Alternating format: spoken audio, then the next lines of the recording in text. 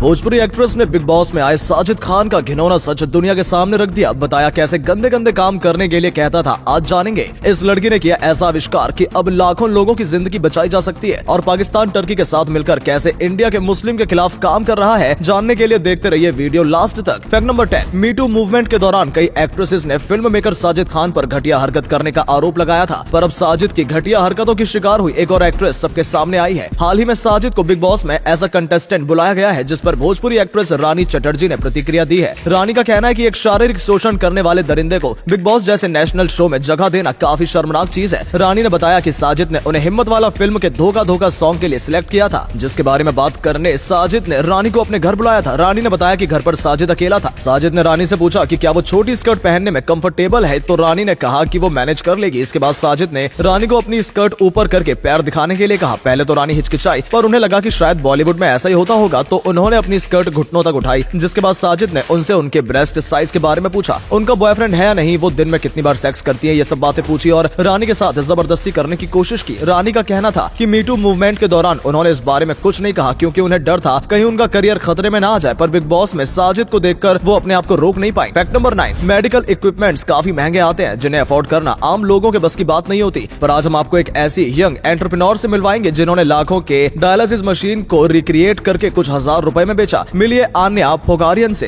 Canada की रहने वाली आन्या ने महज 17 साल की उम्र में खून को फिल्टर करने वाली मशीन यानी डायलिसिस मशीन को रिक्रिएट किया और उसे $500 यानी कि 37,000 रुपए में बेचा। आन्या का कहना है कि मार्केट में मिलने वाली डायलिसिस मशीन लाखों की आती है, जिसे हर कोई अफोर्ड नहीं कर सकता। ऐसे में उनका बनाया प्रोटोटाइप काफी सस्ता है और महज 25 मिनट में 4 लीटर ब्लड को फिल्टर कर देता है। फैक्ट नंबर 8, फिनलैंड को झीलों का देश कहा जाता है, पर क्या आप जानते हैं कि फिनलैंड में एक झील ऐसी भी है जो फिनलैंड के नक्शे जैसी दिखाई देती है। हम बात कर रहे हैं नाइटोकिनेन लेक की। यह फिनलैंड की एक आर्टिफिशियली क्रिएटेड लेक है, जिसे 1990 में बनाया गया था। जब आप इस लेक को ऊंचाई से देखेंगे तो ये आपको बिल्कुल फिनलैंड के नक्शे जैसी दिखाई देगी, जैसा आप इस वीडियो में भी देख सकते हैं। है ना मजेदार चीज। फैक्ट नंबर 7, दुनिया भर के देश चाहते हैं कि उनके यहाँ सेटल होने आने वाले विदेशी लोग रईस हों, ताकि उस देश की इकोनॉमी मजबूत हो। और अब इस रेस में इंडोनेशिया भी शामिल हो गया है। कैसे, चलिए आज हम आपको बताते हैं। हाल ही में इंडोनेशिया ने एक नई रेगुलेशन इशू की है, जिसके मुताबिक अगर किसी के बैंक अकाउंट में कम से कम 1 करोड़ या उससे ज्यादा रुपए हुए तो उस व्यक्ति को इंडोनेशिया का 5 साल या 10 साल का वीजा मिल जाएगा, और वो व्यक्ति अपने वीजा के ड्यूरेशन के हिसाब से इंडोनेशिया में घर लेकर रह पाएगा। इस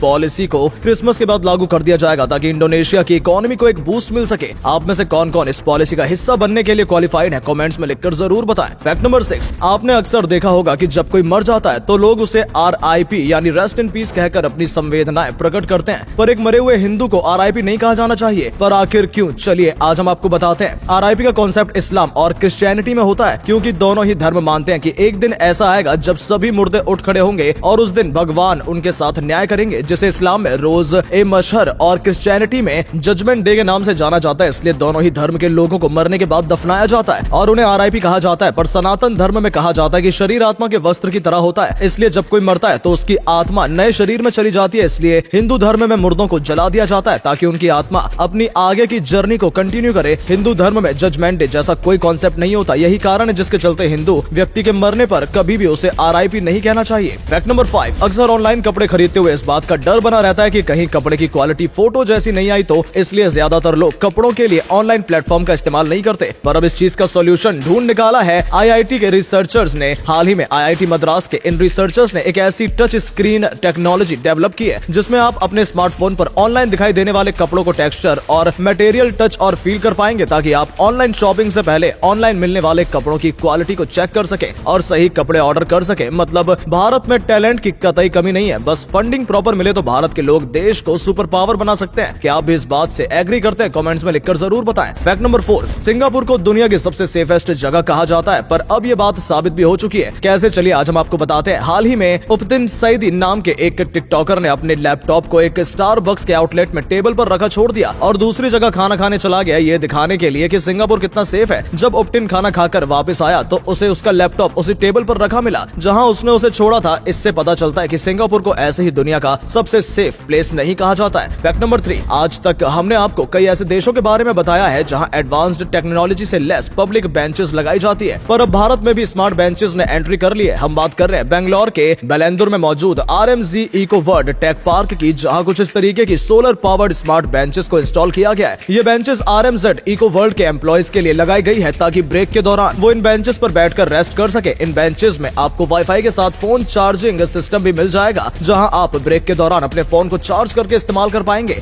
ये बेंचेस सोलर एनर्जी पर काम करते हैं। और अगले फैक्ट पर जाने से पहले इस फोटो को ध्यान से देखकर बताओ कि आपको कौन सा क्रिकेटर दिख रहा है। इससे पता चलेगा कि आपकी आंखें और आपका दिमाग कितना तेज है। आपको मिलते हैं 3 सेकंड। फैक्ट नंबर 2, जब भी कोई व्यक्ति अपनी बेटी की शादी कहीं करता है तो वो सबसे पहली चीज ये देखता है कि क्या लड़का कोई जॉब करता है। पर बिहार के लोग इसी चीज को लेकर कई बार धोखा भी खा जाते हैं। बिहार में जब एक लड़के का कॉल लेटर आ जाता है तो उसके माता पिता लड़की देखकर उससे शादी कर देते हैं और लड़की वाले भी खुशी खुशी अपनी बेटी की शादी के लिए तैयार हो जाते हैं, क्योंकि लड़के का कॉल लेटर आना मतलब उसकी जॉब पक्की है। पर कॉल लेटर आने के बाद भी कई बार उन लड़कों की नौकरी नहीं लग पाती और कॉल लेटर के चक्कर में अपनी बेटियों की शादी करने वाले पेरेंट्स के पास पछताने के सिवाय और कुछ नहीं बचता। फैक्ट नंबर 1, अक्सर इंटरनेशनल प्लेटफॉर्म्स पर टर्की भारत के खिलाफ और पाकिस्तान के सपोर्ट में रहता है। पर हाल ही में टर्की और पाकिस्तान के बारे में एक ऐसा खुलासा हुआ है जो आपको भी चौंका देगा। आपने नोटिस किया होगा कि पिछले कुछ सालों से दुनिया भर में भारत की इमेज माइनॉरिटीज पर अत्याचार करने वाले देश की बना दी गई है और अब पता चला है कि इस काम के पीछे टर्की और पाकिस्तान का हाथ है। टर्की और पाकिस्तान ने पिछले कुछ टाइम में